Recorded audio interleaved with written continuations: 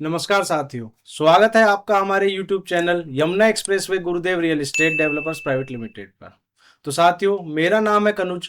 आज हम आए एक नई वीडियो लेकर। जैसा कि आप हमारा थंबनेल देखकर समझ ही गए होंगे कि आज की हमारी वीडियो किस टॉपिक पर होने वाली है।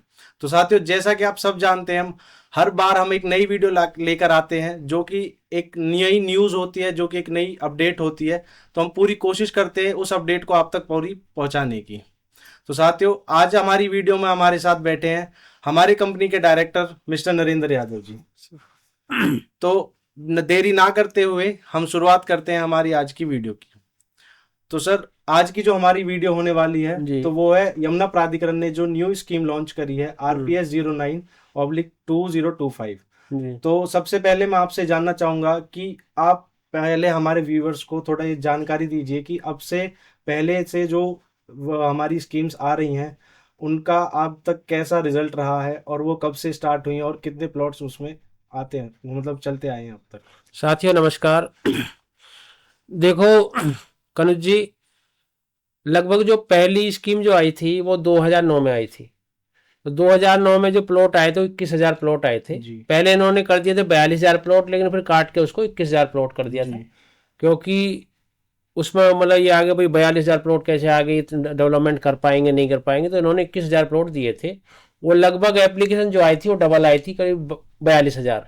जी तो उस टाइम तो काफी ऑप्शन था लोगों के पास प्लॉट को मतलब मिलने का। जी लेकिन अब तो फिलहाल तो आप देखते ही हो कि मतलब 200 प्लॉट है, एक लाख एप्लीकेशन आ जाती है, दो एप्लीकेशन आ जाती हैं। तो 2009 में जो स्कीम आई थी तो उसमें क्या था कि उस टाइम ऑथोरिटी की शुरुआत हुई थी। जी करीब मतलब 6 में इन्होंने शुरुआत किया था वहाँ का प्लान बनाना। और 2009 में आपका जो है लगभग 2009 में ये आई थी 42,000 प्लॉटों की। और उसके बाद जो है स्कीम आने के बाद ही काफ़ी मार्केट में तेज़ी भी आई थी। लगभग ये प्लॉट मतलब आप मान के 10,000 के आसपास के प्रीमियम पे सेल हो गए थे। लेकिन क्या हुआ, फिर स्थिति धीरे धीरे धीरे धीरे धीरे डाउन होनी शुरू हो गई। जी और आपका जो है ऑथोरिटी की भी कहीं ना कहीं एक खतरे की घंटी बजने लगी जी ऑथोरिटी में भी, जी कि भाई ये दिवालिया घोषित होगी या जो है आपका जी जो ऑथोरिटी मतलब गेट नोडा के अंदर काम करेगी। जी लेकिन आपका उसके बाद इन्होंने जो पोजीशन का समय दिया था वो 2013 का दिया था। जी 2013 में ये पोजीशन नहीं दे पाए, तो फिर उन्होंने क्या किया कि जो है आपका आगे ये टाइम बढ़ाते रहे। जी तो लोग जो है वहां से परेशान हो गए। परेशान होने के बाद उन्होंने फिर एक जो है आपका वो दिया था कि भाई कोर्ट आप, में अपील हाँ, करके। कोर्ट में अपील करी, हाई कोर्ट में, जी कि बोला जी ना तो हमें पोजीशन दे रहे टाइम पे और ना ही कोई बिटिया की शादी करनी है, किसी को सेल करना, किसी ने लोन ले रखा, तो लोग फंस गए थे। और एज अ इन्वेस्ट उन्होंने अपना पैसा यहाँ पे लगाया था उस लगाया टाइम था। पे। तो जब कोर्ट के पास ये रिट गई तो वहां पे उसकी बात सुनी गई। सुनने के बाद फिर उन्होंने उस टाइम इनको एक ये बोला था कि भाई आप कोई ऐसा डॉक्यूमेंट तैयार करें जिसके बिहाफ पे ये इससे बाहर हो सकें या सेल कर सकते हैं, या मतलब इसमें आप पोजीशन दे नहीं पा रहे इनको जी जी क्योंकि अभी मौके पे किसानों से मिली नहीं है लोग। तो उसके बाद 2009 में ये स्कीम जो थी उसमें अनरजिस्टर्ड प्लॉट ही इन्होंने एज ए एग्रीमेंट के बेस पे, रजिस्टर्ड एग्रीमेंट 2.5% उसमें स्टाम्प लग के उसे जी मतलब उसी बेस पे इन्होंने एक जो है आपका एग्रीमेंट तैयार होकर उसी बेस पे ट्रांसफर हो सकते हैं, ये स्कीम इन्होंने निकाली थी।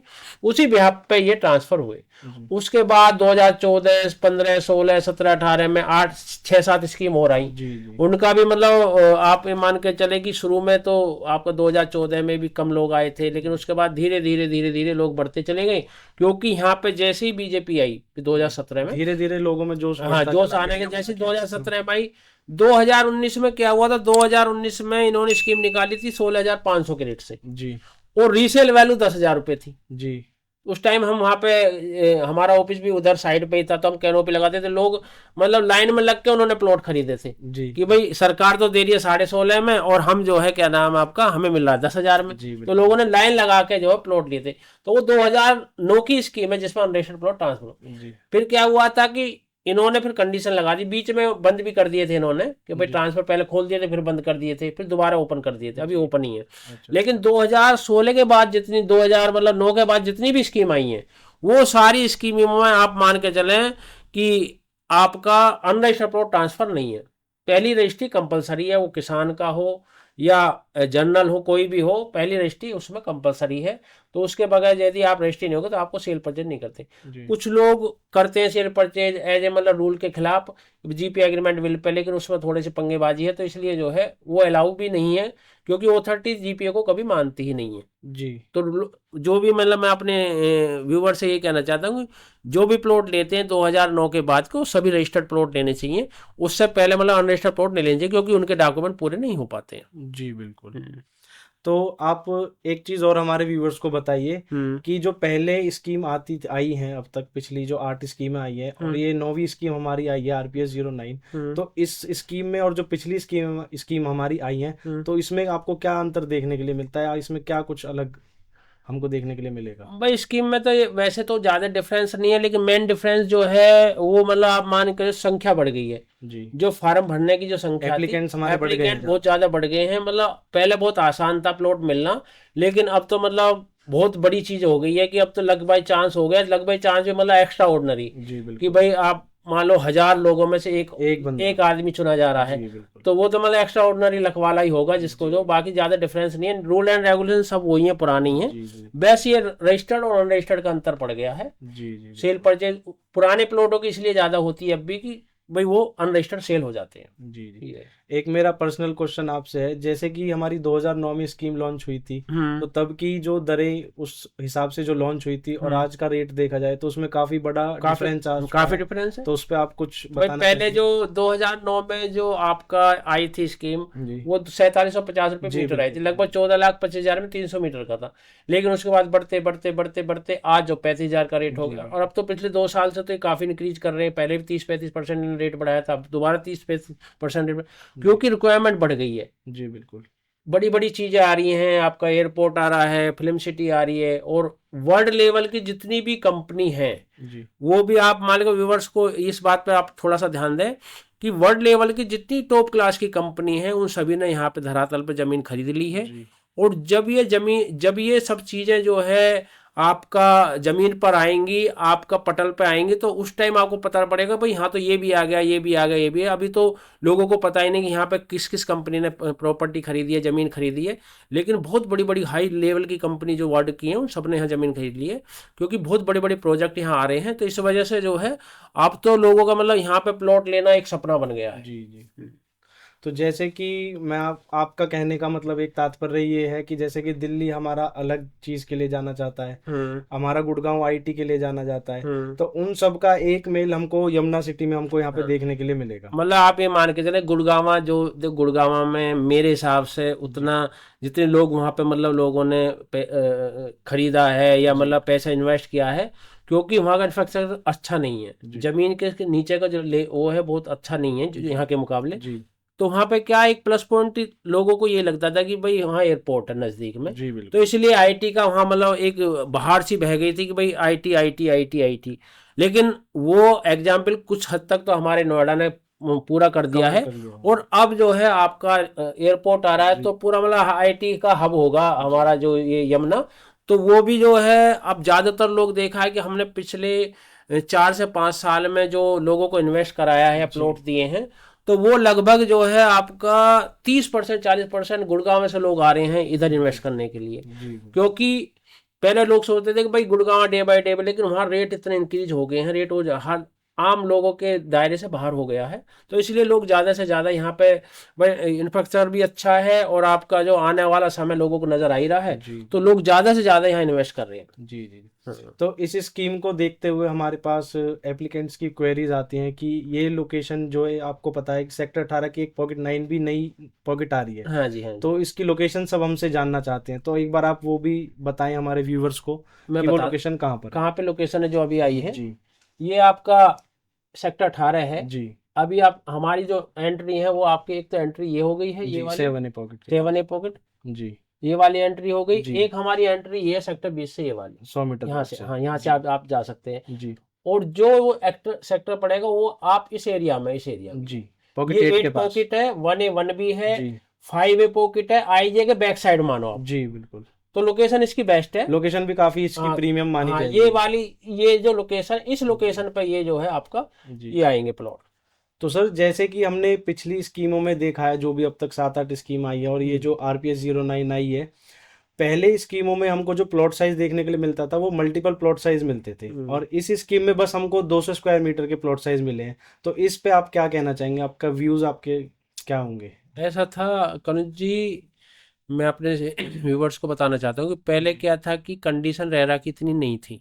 जी पहले क्या था कि इनके नाम पर रजिस्ट्री होती नहीं थी, अथॉरिटी किसानों से जमीन रजिस्ट्री नहीं कराते थे, पहले ही निकाल देते स्कीम। जी 2009 की वैसे निकली जिसका आज तक पोजीशन नहीं मिला है। जी उसके बाद ही में भी इतनी स्कीम 2014 के आज तक पोजीशन नहीं मिले हैं। उसके बाद 2016-17 में अभी पोजीशन नहीं मिले हैं। जी तो फिर रेरा थोड़ा सख्त हुआ इनके ऊपर। जी तो बिल्कुल। रेरा ने जो अपनी कंडीशन लगा दी कि भाई ये जो है जब तक आप अपने नाम रजिस्ट्री नहीं कराओगे, जो भी निकालते हो आप जी प्लॉट, जो जी भी जमीन की आप अलॉटमेंट करते हो, उसका जब तक आप जो है नहीं मतलब रजिस्ट्री अपने नाम नहीं कराते हो, तब जी तक जो है आप नहीं निकाल सकते हो। जी इनका मतलब आने वाले जो पहले टाइम था लगभग 5-6 महीने जी से 1100 प्लॉट आ रहे, 1200 प्लॉट आ रहे, 1300 प्लॉट आ रहे। तो वो यही चक्कर था कि इनका प्लान था, लेकिन रेरा ने उस पर रोक लगा दी कि जितनी जमीन आपने अपने नाम पे ली है उतनी जमीन में आप जो भी प्रॉपर्टी प्लॉट निकालना चाहते हैं निकाल सकते। तो इन्होंने फिर 200 मीटर के प्लॉट चाहे, क्योंकि 200 मीटर के प्लॉट अभी बहुत कम आए हैं। 2009 में भी कम आए थे, 2009 में तो आए नहीं थे। उसके बाद जो और भी स्कीम आई उनमें 200 मीटर के प्लॉट कम थे। तो इन्होंने इसलिए ही एक ब्लॉक बीच में पड़ता है, जगह भी जी उतनी है ही।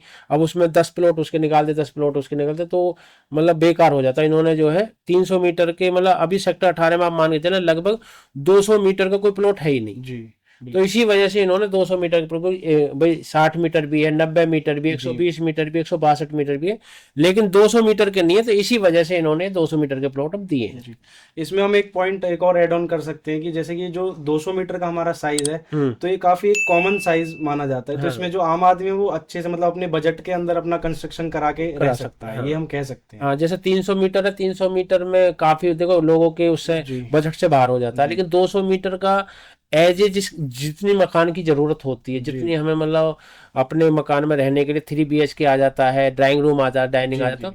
200 मीटर का एक ऐसा प्लॉट है कि भाई इसमें जो है 10 बाई 20 इसकी जो जो आपको फ्रंट और गहराई है वो बहुत जी अच्छी होती है।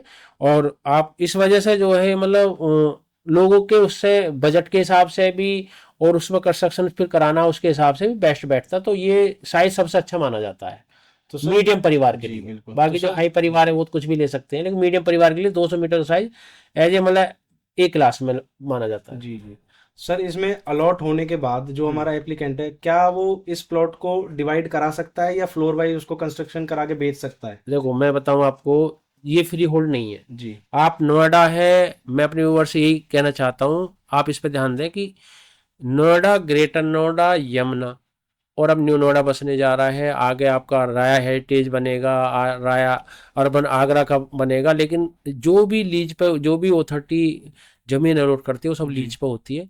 लीज पे कोई भी प्रॉपर्टी को आप डिवाइड नहीं कर सकते, वो जी 200 हो, 300, 500 हो, आपको मतलब एक ही साथ ही वो सेल होगा। और उसको डिवाइडेशन आप 100 गज का कर लें या 100 मीटर का कर लें या 60-100 नहीं कर सकते। हम्म, उसमें मतलब कोई भी प्रॉपर्टी लीज पे कहीं भी है, किसी भी जी अथॉरिटी के, कोई है कि नहीं है, उसको जी आप डिवाइडेशन नहीं कर सकते। जी जी तो फॉर एग्जांपल अगर देखा जाए, मैं एक एप्लीकेंट हूँ, अगर हाँ। मैं एक फॉर्म भर रहा हूँ तो मैं अपने नाम से एक फॉर्म भर सकता हूँ या उससे ज़्यादा फॉर्म में अपने मतलब देखो एप्लीकेशन भर सकता हूँ, अप्लाई कर सकता हूँ?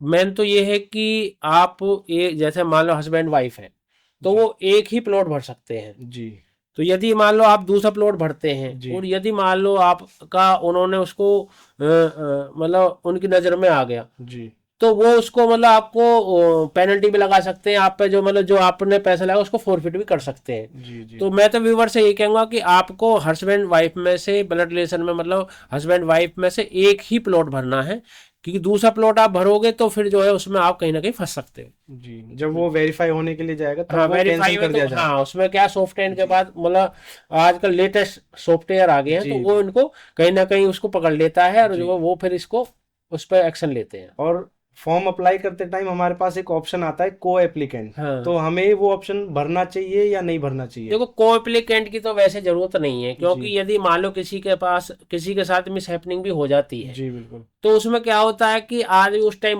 मुटेशन हो जाती है। जो भी उसके मतलब उसके मालिक होते हैं या उन पर जो अपना दावा पेश कर सकते हैं, वो सब आते हैं, उनके एफिडेविट लगते हैं, और उन सभी बंदों में से एक बंदे को चुन लेते हैं। कि भाई इनके नाम हमें करा दो, कोई ऑब्जेक्शन नहीं है, उनके नाम पे म्यूटेशन हो जाती है। तो उसका तो क्योंकि सबसे बड़ी कारण क्या है कि जैसे आप को एप्लीकेंट भर देते हैं, जी तो फिर आप जिसके नाम पे मान लो प्लॉट निकला है, भरा है, और को एप्लीकेंट भी उसमें भरा हो, तो फिर वो भी कभी जीवन में नहीं भर मतलब सकता। आगे तक का उनका ऑप्शन खत्म हो जाएगा, हाँ, बिल्कुल और वो अप्लाई नहीं कर हाँ, पाएंगे। यदि भरते भी है बाई चांस, जी तो हस्बैंड वाइफ को एक ही यूनिट माना गया है, तो आप जैसे मान लो हस्बैंड के नाम भरे तो वाइफ के नाम भर सकते हो, उससे कोई जी मतलब प्रॉब्लम नहीं आएगी। क्योंकि यदि हस्बैंड के नाम निकले तो वाइफ वैसे भी नहीं भर सकती, यदि जी वाइफ के बिल्कुल। नाम पे निकल जाता है तो हस्बैंड, तो वो आपस में भर सकते हैं। बहुत से बच्चों के नाम भर देते हैं, जी बिल्कुल। भाई आपका फादर के नाम भर दिया, मदर के नाम भर दिया, क्योंकि वो अलग भर सकते हैं फार्म। जी मदर फादर भी कर सकते हैं। यदि बच्चे आपके जो बालिक हैं और वे अलग अपने डिपेंड हैं अपने ऊपर, तो वो भी जो है आपका भर सकते हैं। तो उनका कभी भी भूल के भी को एप्लीकेंट पे नहीं भरना। मान लो मैं हूं और मैंने अपने बेटे का जो भर दिया, जी तो को एप्लीकेंट आ गया, फिर वो भी कभी नहीं भर सकता। तो इसमें मतलब इसे विशेष ध्यान से आपको मतलब सुनने की जरूरत है कि आप को एप्लीकेंट को ना भरे तो ही ठीक है। बाकी भरना चाहे तो हस्बैंड वाइफ में भर सकते हैं, क्योंकि वो दोनों एक यूनिट माने जाते हैं। जी और यदि मान लो हस्बैंड का नाम निकले वाइफ का भी नहीं भर सकती, वाइफ का नाम निकले हस्बैंड का भी नहीं भर सकता, तो आप उसमें भर सकते, लेकिन भरने की जरूरत नहीं है जी सर। मेरे हिसाब से। तो इसमें एक और पॉइंट मैं ऐड करना चाहूंगा, इसमें एज लिमिट भी हमको दी गई है। 18 साल या 18 साल से ऊपर आपकी अगर एज है तो ही आप इसमें फॉर्म अप्लाई करने के लिए एप्लीकेबल है। हाँ, अगर 18 से कम आपकी एज है तो आप इसमें अप्लाई नहीं कर नहीं कर सकते। सकते। जी सर।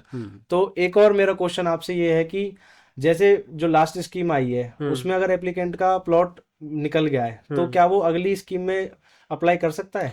देखो, कभी भी आप उससे पहली हो, 2009 जी की हो या कभी की भी हो, यदि जी जिसका एक बार निकल गया है तो वो दोबारा जो है उसको अप्लाई नहीं कर सकता जी है। एक बंदा एक बार अप्लाई कर सकता है, वो उसको दोबारा फिर उसको, क्योंकि एक बार उसको फायदा मिल चुका है। जी O30 ने आपको एक बार का मौका दिया है कि भाई आप मकान बना के उसे रह सकते हैं। यदि उसको जी रीसेल कर देते हैं आप या जी किसी को गिफ्ट दे देते हैं, तो फिर वो उसमें आप दोबारा उसको नहीं भर सकते हैं। जी ये बिल्कुल। कन्फर्म है बिल्कुल। जी बिल्कुल। कहीं की भी प्रॉपर्टी, कोई भी स्कीम हो, ये मतलब सबके लिए मानी अलाउ है कि भाई आपको जो है एक बार जो प्लॉट यदि आपके नाम निकले पर दोबारा आप उस O30 में नहीं भर सकते। जी अदर O30 में आप भर सकते हो या अदर स्टेट में यमुना भर सकते प्राधिकरण में आप हो। अप्लाई नहीं यमुना कर सकते प्राधिकरण में यदि आपका निकला है तो आप उसमें दोबारा अप्लाई नहीं कर सकते। जी सर। जी यदि आपने मान लो गलती से कर दिया है और प्लॉट आपका निकल गया है, तो आपकी जो जमा करे पैसे वो भी फोरफिटेड हो जाएंगे, जी। वो भी आपको नहीं तो उन मिलेंगे। पैसों का भी आपको मतलब खतरा दिखेगा कि हाँ, वापस क्योंकि आएंगे या नहीं? हमारे सामने एक ऐसा आ चुका है, उन्होंने 2 फार्म भरे थे जी एक साथ ही, जी सर। उनके दोनों फार्म निकल चुके थे।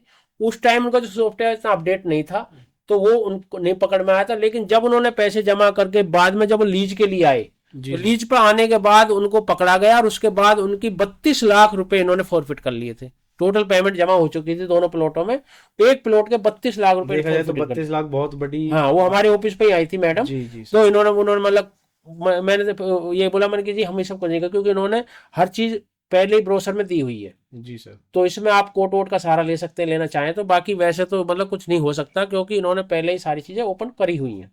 ये सर हमारे बहुत से एप्लीकेंट डाउट में रहते हैं कि अगर उनका प्लॉट नहीं निकलता है ड्रॉ में तो उनका जो वो पैसा जमा करते हैं पूरा मतलब टोटल का 10%, तो वो कितने दिनों में रिफंड आता है? बहुत से पहले तो सोचते हैं कि इतना 1 महीना लगेगा, 2 हफ्ते लगेंगे, तो देखो, उसमें आपकी क्या राय है? मैं अपने व्यूवर्स को बताना चाहता हूँ कि पहले तो क्या था कि ये 6 महीने लगा देते, साल भर भी पहले लगी थी, 9 महीने भी लगे थे, 5 महीने भी लगे थे। लेकिन जी अब तो क्या है कि इनके पास पैसा भरपूर है, कोई दिक्कत नहीं है। O30 के पास काफी पैसे वाली O30 है। और अब तो ये मान के चले कि आपका अब की बार तो 3 दिन में इन्होंने वापसी कर दी है। जी जो लास्ट स्कीम आई थी। जो स्कीम आई थी जी पहले सर। 15 दिन का समय दिया था उससे पहली वाली स्कीम में, जी लेकिन अब तो ये 3 महीने आप मान के चले, लगभग जो है आपका 21/7 का ड्रॉ है, जी 11/7 का। जी तो जी उससे पहले ही मतलब आप मान के उस टाइम तक मानो कि जब तक ड्रॉ होता है तब तक ही पैसे उनके जमा, उसके बाद 3 से 4 दिन में, मैक्सिमम 1 वीक में सबको दे देते हैं कह पैसे। सकते हैं 1 से 2 हफ्ते के बीच के हाँ, अंदर अंदर आपको आपका पैसा वापस मिल जाएगा हाँ जी, हाँ जी, सुरक्षित। हाँ। अब तो तुरंत मतलब ये जी मान के चले 1 वीक में जैसे ड्रॉ होता है, मैक्सिमम जी 1 वीक में सबका पैसा अपने जी अकाउंटों में रिफंड हो जाता है। पहले जी बहुत प्रक्रिया थी। अब इन्होंने अकाउंट नंबर जो मांगने शुरू करे हैं, वो इसलिए करें कि पहले जो है सबका अकाउंट अलग खुलता है। जी जितनी भी एप्लीकेशन आएगी, हर फार्म जो भी फार्म एप्लीकेशन जी जी आएगी, हर एप्लीकेशन पर नया अकाउंट नंबर होगा। जी तो अब उनको पैसा भेजना इजी हो गया। पहले एक अकाउंट होता था, उसी में पैसे सबके डलते थे। अब ये हर जो है जो भी एप्लीकेशन आएगी उस हर एप्लीकेशन का अलग अकाउंट होगा, तो उसी अकाउंट में वापसी हो जाता है पैसा। जी जी जी। हम्म। जैसा कि हम भी जानते हैं और सब जो भी एप्लीकेंट्स हैं सब जानते हैं कि इस बार जो टोटल नंबर ऑफ प्लॉट्स है वो 276 प्लॉट्स हैं। और वो जो प्लॉट्स है वो कई 2 से 3 कैटेगरी में उनको बांटा गया है। तो उसमें हमारी एक फार्मर कैटेगरी भी है जैसे ठीक कि है। जानते हैं, एक आपकी इंडस्ट्रियल फंक्शनल कैटेगरी है ठीक और है। एक आपकी अदर कैटेगरी है। ठीक है। तो उसमें जो फार्मर कैटेगरी है, तो उसमें अगर एप्लीकेंट फार्मर कैटेगरी से अप्लाई करता है तो उसको क्या क्या डॉक्यूमेंट की जरूरत है, वो कैसे उसको में अप्लाई करेगा? देखो सबसे पहले तो ये है कि कोई भी फार्मर है वो यहीं का होना जी चाहिए। जी ये आपका यमुना अथॉरिटी का ही होना चाहिए। जी ऐसा नहीं कि भाई ग्रेट नोएडा अथॉरिटी का हो जी या जी नोएडा अथॉरिटी का हो या न्यू नोएडा अथॉरिटी का हो। जी इसमें क्या है कि जो भी किसान, मान लो मैं किसान हूँ, जी सर। मेरे नाम पे आपका मेरी जमीन गई है, जी उस जमीन के जो डॉक्यूमेंट है वो मुझे उसमें लगाने पड़ेंगे। जी और यदि मैं जो है आपका, मुझे मेरे साथ मिस हैपनिंग हो जाती है और मेरे 4 बेटे हैं, एक बहू है, मतलब मिसेज भी है सारे, तो वो क्या है कि बहुत लोग ये सोचते हैं, हमारे पास भी कॉल बहुत आती है, बोला सर ये बताइए कि जो आपका, अब हमारे पास ऐसे ऐसे हमारे फादर थे वो एक्सपायर हो गए हैं, जमीन हमारे नाम पे, हम नाम लगा, मतलब सभी भर सकते हैं कि जिनके जी। नाम पे जमीन, जो हम इसके हकदार हैं। लेकिन ऐसा नहीं है। ऐसा बिल्कुल नहीं है, क्योंकि जितने भी लोग, यदि 6 लोग हैं उसमें जी सर। और 6 लोगों का एफिडेविट लगेगा, जो वो 6 लोग मिलकर एक आदमी को डिसाइड करेंगे कि भाई ये आदमी हमारे भर सकता है, तो जी वो ही भर सकता है, बाकी अलग अलग कोई भी इसका फायदा नहीं उठा सकता कि भाई। जी और उसमें जो भी डॉक्यूमेंट होते हैं इनका, जो है आपका प्लॉट, जो भी जमीन जाती जी है सर। उसके जो भी डॉक्यूमेंट है वो सब इनको एफिडेविट बना के वहाँ लगाने पड़ते हैं कि भाई हमारी ये जमीन है, ये जी खसरा नंबर था, ये गया, फिर वो अथॉरिटी उसको चेक करती है, उसके बाद उसको फाइनल करती है कि हाँ भाई ये इस कोटे का हकदार है। एक चीज और है कि साढ़े साढ़े मतलब 17.5 तो इनको मिलता ही है, जी उसमें से 2% SC ST को भी चला जाता है। जी सर। हाँ, तो उसका 2% मतलब लगभग 15.5% इनको मिलता है मोस्टली। अच्छा। जी सर। जैसे मान लो किसान आपका हो गया 17.5% में, एक ऐसी भी किसान है तो वो 2% का उसको स्पेशल जो है दिया हुआ है इन्होंने कि 2% उसको अलग से मिल जाएगा। जी सर। सेम अगर हम देखी जाए, यही पोजीशन हम उसमें रखें, मतलब यही सिचुएशन हम देखी जाए, तो जो हमारा इंडस्ट्रियल फंक्शनल वाला जो कैटेगरी है, हाँ हाँ। उसमें आपकी क्या राय है कि उसमें आप उसको जो जिसके नाम पे इंडस्ट्री अलॉट होती है वही उसमें अप्लाई कर सकता है, पर उसको भी कुछ उसकी भी सरकमस्टांसेस दिए गए हैं नहीं, यमुना उसमें प्राधिकरण के उसमें द्वारा? क्या है, जैसे मान लो जो भी, मान लो हमारी इंडस्ट्री, एक तो हमारे नाम प्लॉट अलॉट हो गया, जी सर बिल्कुल। प्लॉट अलॉट होने के बाद फिर वो क्या है कि आपके हमारे नाम पे आ गया, हमने उसकी जी रजिस्ट्री करा ली, जी सर। और रजिस्ट्री कराने के बाद फंक्शनल करा लिया, जी बिल्कुल। तो वो हमें उसके डॉक्यूमेंट लग जाएंगे पोजेसन के और फंक्शनल के, वो डॉक्यूमेंट लग के हमें प्लॉट मिल जाएगा। जी सर। यदि मानो मैंने प्लॉट बेच दिया जी सर। और मैंने उसका प्रूफ, मतलब फंक्शनल होने के बाद मैंने उसका जो है प्लॉट उस पर मेरा, मतलब मेरा कोटा निकल भी आया है, जी सर। तो जो मैं रीसेल करूंगा फिर उसको नहीं मिलेगा। अच्छा, वो आपको ही मिलेगा? हाँ, ये मतलब मोस्टली ये इस पर ध्यान देना कि जैसे मान लो मैंने मेरा एक प्लॉट इंडस्ट्री का अलॉटमेंट हुई, अलॉटमेंट होने के बाद, और वो मैंने किसी, उससे पहले ही मैंने कोटा ले लिया, मुझे प्लॉट मिल गया और मैं उसको सेल कर रहा हूं, तो जो जिसके नाम पे दोबारा आगे जाके कंपनी आएगी वो मतलब उसको दोबारा उसको अप्लाई नहीं कर सकता है, उसको फायदा एक बार ही मिलेगा, वो पहले ले चुका होगा। हाँ, यदि जो एलओटी है उसको, यदि उसका बेनिफिट नहीं मिला, उसको प्लॉट नहीं मिला, तो वो ले सकता है। जी सर। हाँ, तो उसमें ऐसा नहीं है, वो भी कंडीशन बहुत लगाई हुई है कि उस कंपनी पर कोई भी ड्यूज वगैरह ना हो, किसी भी जी चीज सर। का, कोई मतलब पेनल्टी ना हो। मेंटेनेंस का ना हो, कोई पेनल्टी नहीं जी हो, सर। कुछ भी नहीं हो, तो वो उस बेस पे ही वो सारा चेक कर लेते हैं। जी भाई कंपनी का नाम आ गया, ये कंपनी है, फंक्शनल का वो दे दिया, वो सारा चेक कर लेते हैं भाई इसमें कोई ड्यूज वगैरह तो नहीं जी है। सर। यदि ड्यूज होगा तो फिर उसको उसका फायदा नहीं मिलेगा। जी सर। उसमें 5% का जो है उनको लाभ देते हैं, लेकिन उसमें कंडीशन काफी है जो हमने बताई है, उन कंडीशन के बाद जब उनमें वो पास हो जाते हैं उसके बाद ही जो है प्लॉट मिल पाता है।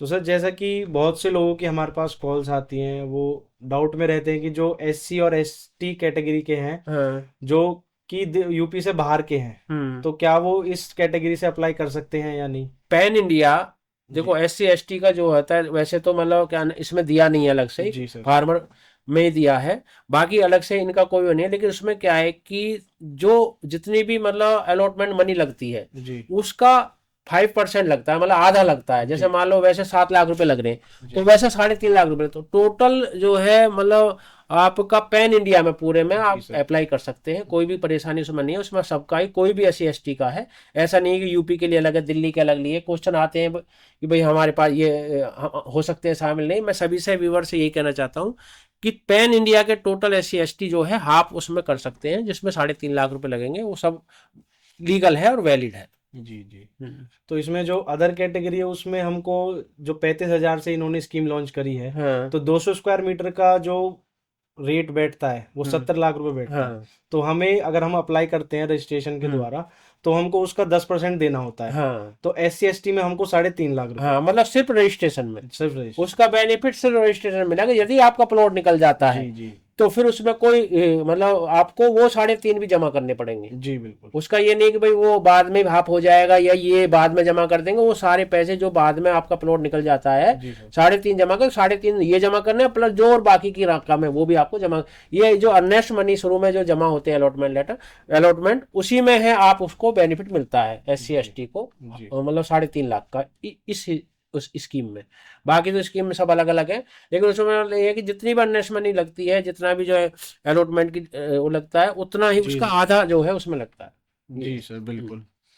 तो जैसा कि अगर प्लॉट हमारा निकल जाता है लकी ड्रॉ के द्वारा, हाँ, जो एप्लीकेंट है उसको कितने दिनों में पूरी पेमेंट करनी होगी? जो प्रोसीजर है जी इनका, जैसे भी अलॉटमेंट होगा, तो अलॉटमेंट होने के बाद ये 1 महीने का समय देते हैं कि मतलब जी कि 1 महीने में एड्रेस पे पहुंच जाएगा। जी। जो डेट उसमें दी हुई होती है, एड्रेस से मतलब नहीं है कि आपका 2 महीने में पहुंचे, 1.5 महीने में जी पहुंचे, मतलब बिल्कुल। नहीं है। जो डेट अलॉटमेंट पर डली हुई है जी उससे 60 दिन का ये समय देते हैं। जी सर। 60 दिन में आपको टोटल पेमेंट जमा करनी होती है। हाँ, जैसा कि पहले 3 ऑप्शंस हमको मिलते थे हम्म। रजिस्ट्रेशन के द्वारा, हम्म। अब इन्होंने 2 ऑप्शंस इसमें से हटा दिए। हम्म। इसमें आपको 60 दिन में ही पूरी 70 लाख आपको पेमेंट करनी होगी, चाहे आप लोन के थ्रू करें, कैसे करें, पर बैंक को आपको पूरे सत्तर हाँ, लाख रुपए पहले क्या था कि पहले इन्होंने ये देते थे भाई, सेकंड भी देते थे, थर्ड भी देते जी थे, लेकिन उसका महत्व नहीं था। जी उसमें क्या था कि और लोग फंस जाते थे बेचारे, वो भर देते थे, उन्हें पता होता नहीं था। क्योंकि जब पहला जो प्रेफरेंस देते हैं वो उसको देते हैं कैश वाले को, जी उसी में इतनी एप्लीकेशन आ जाती है तो सेकंड थर्ड का नंबर ही नहीं आएगा। जी लेकिन लोगों को पता नहीं होता था, वो बेचारे उसमें भर देते थे, वो पैसा भी उनका लग गया, पैसे फार्म के पैसे भी लग गए, और जो है वो अपना उनका मतलब ना के बराबर जी अप्लाई हुआ ही नहीं एक तरह से, ये मानो। जी और फिर उनका पैसा वापसी पहुंचा। तो अब ऑथोरिटी ने ये चीज देखा, लोगों की कंप्लेन आती थी बहुत ज्यादा, हमारे पास भी आती थी, ऑथोरिटी के पास भी आती थी। जी फिर उन्होंने ये कि भाई वो तो जब भी बेकार है, उस पर तो पहले इसमें इतनी एप्लीकेशन आई, फिर उन्होंने उसको कैंसिल करके पहली प्रेफरेंस आपको मतलब इसी को कर दिया फाइनल कि भाई जो वन टाइम में पेमेंट करेगा उसी का अलॉटमेंट हो जाएगा। जी सर बिल्कुल।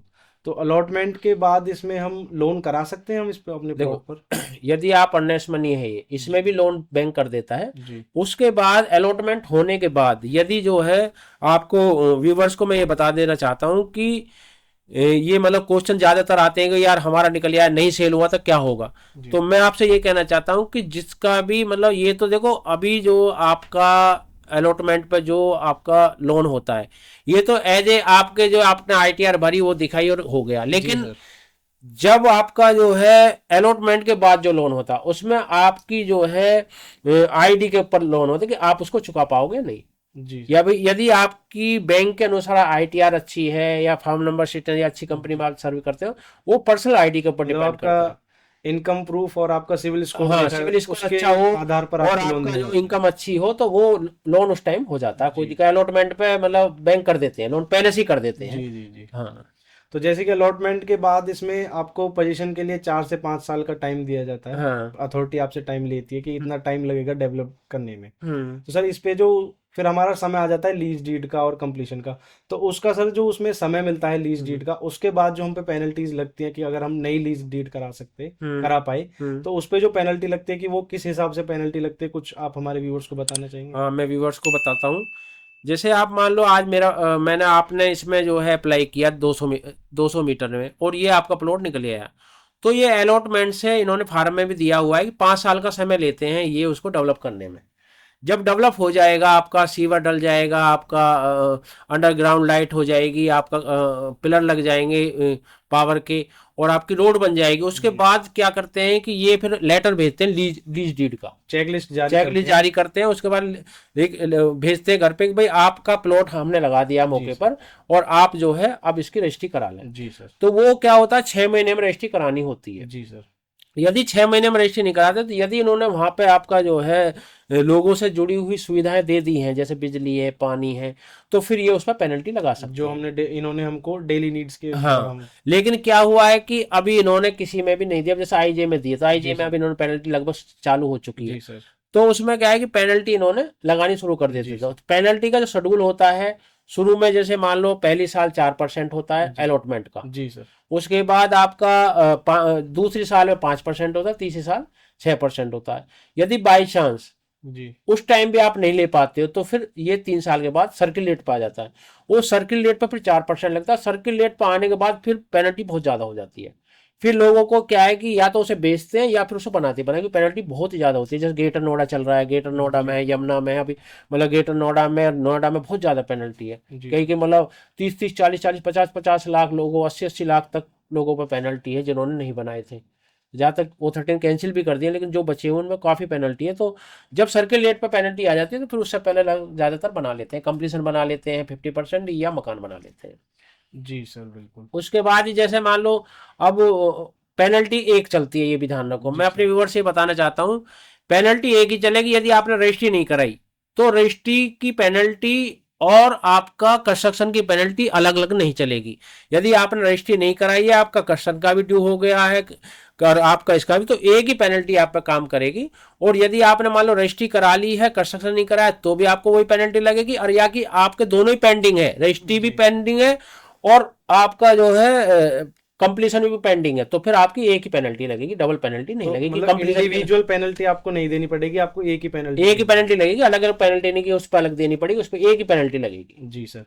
तो जैसे कि जब प्लॉट्स हमारे मौके पर लग जाएंगे तो बहुत से प्लॉट्स का साइज बढ़ जाता है, बहुत से प्लॉट्स का साइज कम हो जाता है, हम्म। तो उससे फिर हमारी हमको हमको पेमेंट किस हिसाब से देनी होती है सर? उसमें ये है कि जैसे मान लो आज मेरा कोई प्लॉट है जी 200 मीटर, वैसे तो छोटे साइज जो मतलब नॉर्मल साइज होते हैं उनमें तो बहुत कम चांस होते हैं। कॉर्नर जो प्लॉट होते जी हैं सर। या जिनके साथ लाइन के साथ ग्रीन बेल्ट आ रही है, उसमें कभी अप डाउन हो जाता है। तो जो कॉर्नर के प्लॉट होते हैं उनमें अप डाउन हो जाता है। तो यदि आपका कम रहा जी सर। तो ये जो पैसे आपको देंगे, जो अलॉटमेंट हुई है उस पर 4% ब्याज लगा के ये वापसी कर देते जी हैं। सर। और यदि जो है आपका प्लॉट मान लो 5 साल बाद आता है, क्योंकि लीज प्लान बनता है 4 से या 5 साल जी बाद, सर। तो उसमें इनके नियम अलग अलग है। अपने पैसे देने के लिए अलग नियम है और लेने के लिए अलग नियम। तो जो सर्कुलेट उस टाइम का होगा, मैं अपने व्यूअर से ये कहना चाहता हूँ, लेने का और है, देने का और है। तो जब इन्हें देना पड़ता है तो ये पिछले 5 साल का रेट लेकर आपको 4% ब्याज के साथ वापसी करेंगे। और जब लेना होता है जी तो आपको जो है जो सर्किल रेट है उस सर्किल रेट का आपको जमा करना पड़ेगा। जी तो ये मतलब थोड़ा सा कंफ्यूजन आदमी रहता है यार, जब वापसी देने की बात है, ये लेकिन ये है जी, कर कुछ नहीं सकते। पहले नहीं था ये नियम, लेकिन अभी पिछले 4-5 साल से सिस्टम बन गया है कि अब ये सर्किल रेट पे ही जो है आपका लेते हैं। जी सर। तो उसमें कहीं ना कहीं मतलब वैसे तो फायदा होता है लोटी को। भाई आज 35,000 का मान लो रेट है, वो हमेशा रेट तो ज़्यादा ही होता है जो सर्किल रेट से, जी लेकिन फिर भी कहीं ना कहीं चुभता है कि भाई मैंने मुझे कम मिल रहा है तो आप उस हिसाब से दे रहे हो, और ज़्यादा मिल रहा है तो आप मुझसे हिसाब से पैसे ले रहे हो, तो थोड़ा सा आदमी को चुभता है वो ये। सर, मैं चाहूँगा कि एक और आप हमारे व्यूअर्स को एक और जानकारी दें। जब हमारा प्लॉट मौके पर लग जाता है तो काफ़ी प्लॉट्स जो है प्री लोकेशन पे आते हैं, हम्म। जिसको हम पीएलसी के नाम से जानते हैं सभी। हम्म। तो उनमें किस परसेंटेज के हिसाब से हमको अथॉरिटी में पैसा देना पड़ता है? देखो यदि ऐसा होता है जो इन्होंने मांगी, मैक्सिमम जो इनकी पीएलसी होती है 3 होती है। जी सर।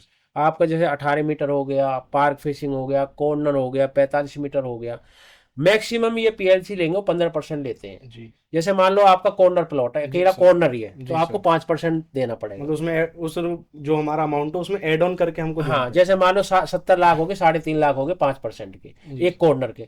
यदि आपका पार्क फेसिंग भी है, कॉर्नर भी है, तो जी 10% हो गए, लगभग 7 लाख रुपए देने जी पड़ेंगे। जी यदि आपका कॉर्नर भी है, पार्क भी है, 18 मीटर या 24 मीटर रोड है, जी तो आपको 15% देना पड़ेगा, लगभग 13.5 लाख रुपए आपको देने पड़ेंगे।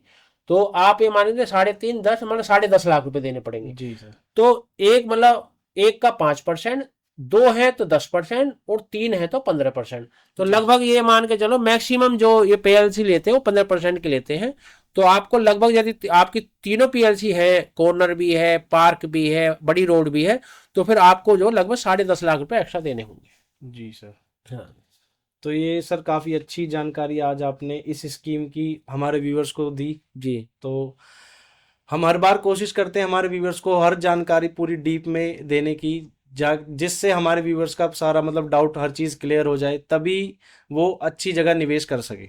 कनुज जी ने तो हमसे काफी क्वेश्चन किए हैं, जी और मेन जो मकसद है अभी सभी लोगों का, वो मेन है कि भाई फार्म कैसे अप्लाई होता है। जी सर। तो मैं कनुज जी से बताता हूँ कि भाई आप जो है हमारे व्यूवर्स को जी सर। आप इसके बारे में बताइए कैसे ये अप्लाई कर सकते हैं। जी सर। थोड़ी सी ब्रीफिंग करेंगे आपको, जो लोगों को पता चल जाए, जिससे ये फार्म भर सकते हैं, या जी हमारे सर। ऑफिस में भी जो मतलब फार्म फिलिंग कर सकते हैं, तो उसके बारे में भी आप थोड़ी डिटेल बताइए। जी सर, मैं पूरी कोशिश करूंगा अपने व्यूवर्स को पूरी जानकारी देने की इस स्कीम से रिलेटेड।